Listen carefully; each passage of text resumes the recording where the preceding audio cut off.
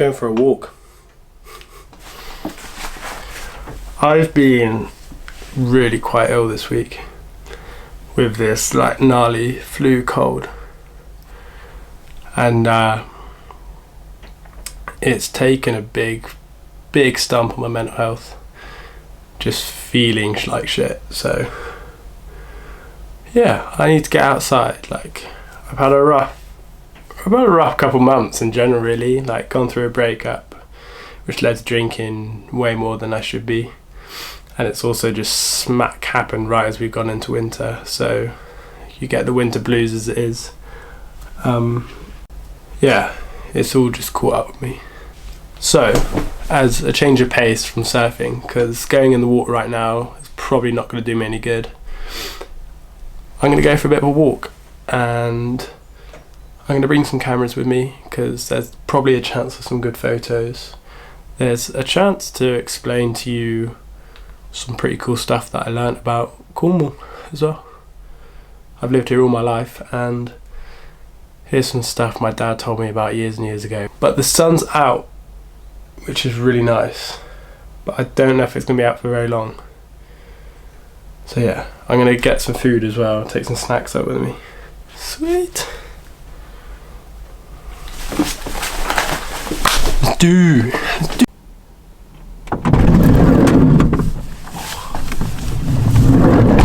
Oh, so I just got to the park up where I'm gonna stay because it's nice lay-by, but just had a front of weather come through, and looked like there's another one coming now. So I may have not found my waterproof coat, so I've only got my puffer jacket, which is not waterproof. It's like rainproof, but not waterproof. Oh, I reckon I'm gonna have to just send it. I'm currently in deep West Cornwall. It's a very desolate land. It's beautiful, and it's home to settlements and standing stones that date back to like in the thousands BC. So yeah, I thought I'd take a little trip. It's not a very far drive, only about half an hour drive from where I live, maybe a little bit more. I've placed myself with a little pub down the end of the road. Very nice pub, actually. I'm still actually quite ill, so this was meant to be a 10-mile like loop, but I've chopped it down to like 2 or 3. Waking up in the flower bed, the sun is up, table set, we eat and drink. Body and bread, blood and wine, there's a time to live, time to die, and a time to be. So I'm now rocking up to the spot, and I want you to take in the view with me of what I've just witnessed as I've come over the crest of the hill. It's lush.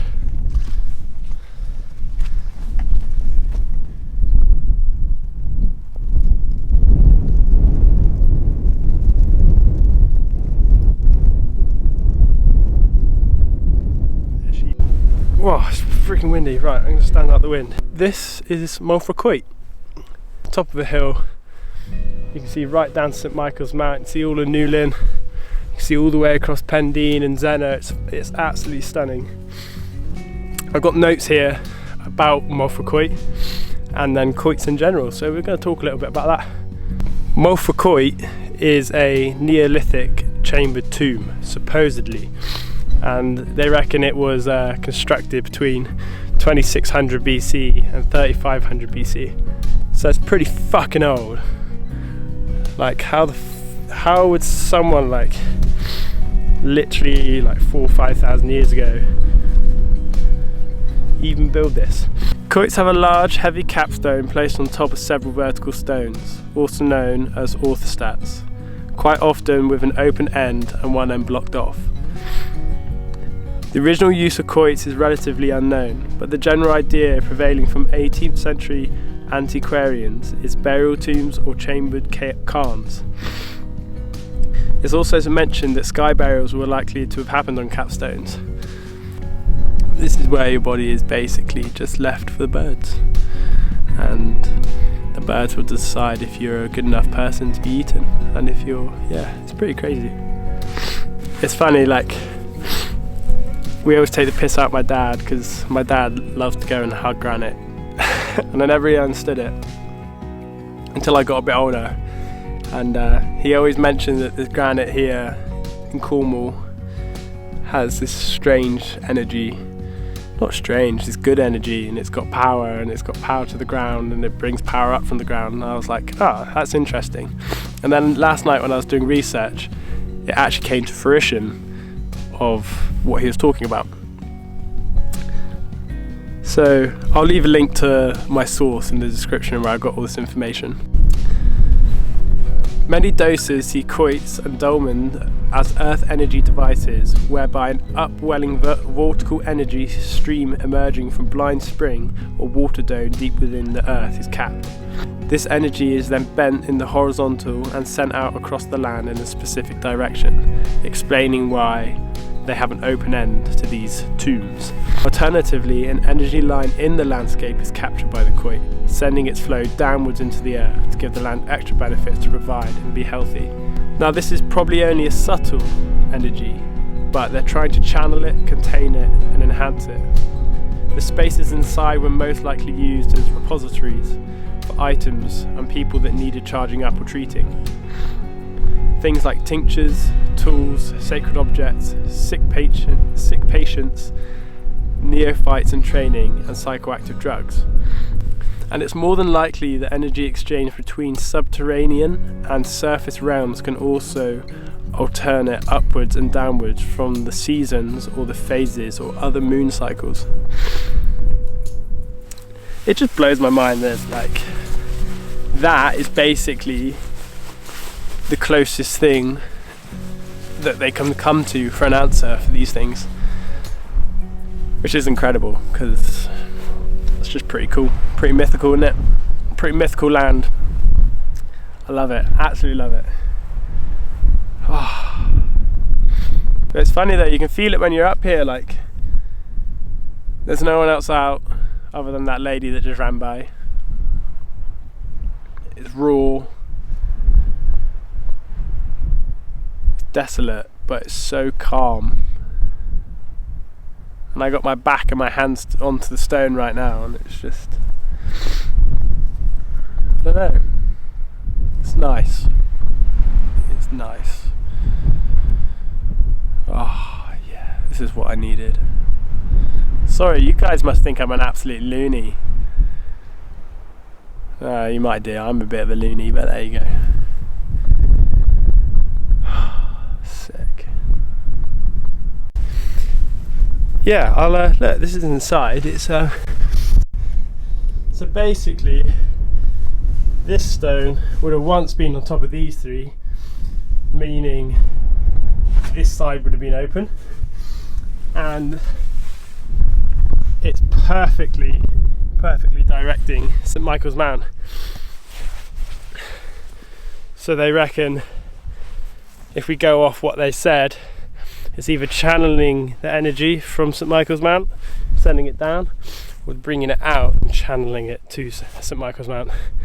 And there's a couple of quoits around here that do the same thing, all pointing towards there. It's it's so cool, it's so cool. It's like our own version of like the little pyramids. I'm so glad I did this, because I was umming and ahhing. I'm glad I did. Right, I'm gonna stay here even longer and try get some photos, because yeah. So I'm gonna shoot some photos and we'll see if I get any that come out good. Let's take some photos. Move my bag out of the way.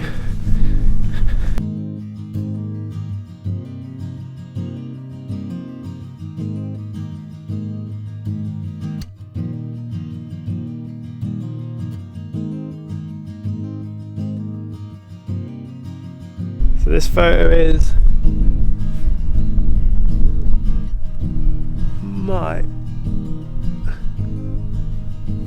reckon I'm going to make it a square crop. Stack right in the middle.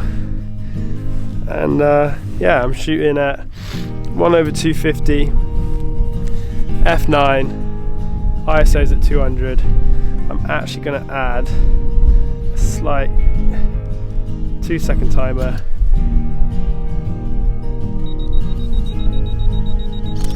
Boom. Nice and simple. That's the first one done.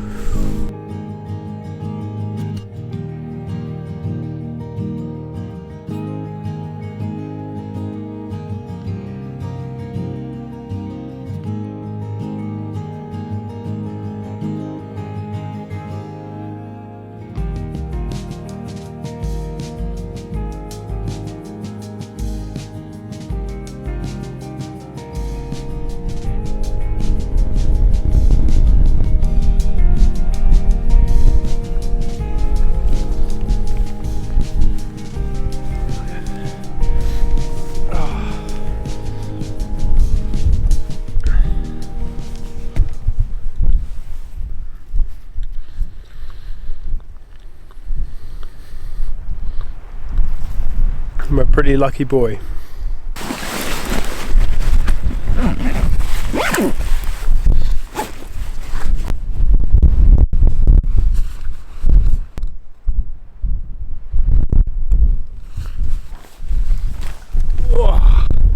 Right, gonna make my way back to the van, go treat myself to a pint of Guinness. I'm on my way to another beautiful day. Holding my love like she'll never float away. Blessed by the winds of our Carolina home. Thoughts of you never leave me alone. On an like actual serious note though, don't know why I said it like that, I would love to know what you guys thought of that, because I want to do more trips like that, maybe less documentary style, because I don't know why I ended up doing that. I enjoyed it, I say it's because I enjoyed it. I actually really enjoyed making that so far. I want to do like little photography trips, because I want to get better at landscape photography, because like today I just struggled. I was like, what the fuck do I take photos of? So let me know what you want to see, because I'll consistently put out POV surf stuff, because I just tend to video my surfs, so you always get them. But I mean, they've been pretty bad lately because the surf's been bad. I've not been surfing great because I've been back on my shortboard, so I'm going to get back on my 20 and start doing it properly again. But yeah, let me know what you thought. If you want to see it again, let me know. If you weren't that keen on it, fair enough, I don't blame you. Thank you for watching anyway. See you next time, either on a POV video or something similar to this.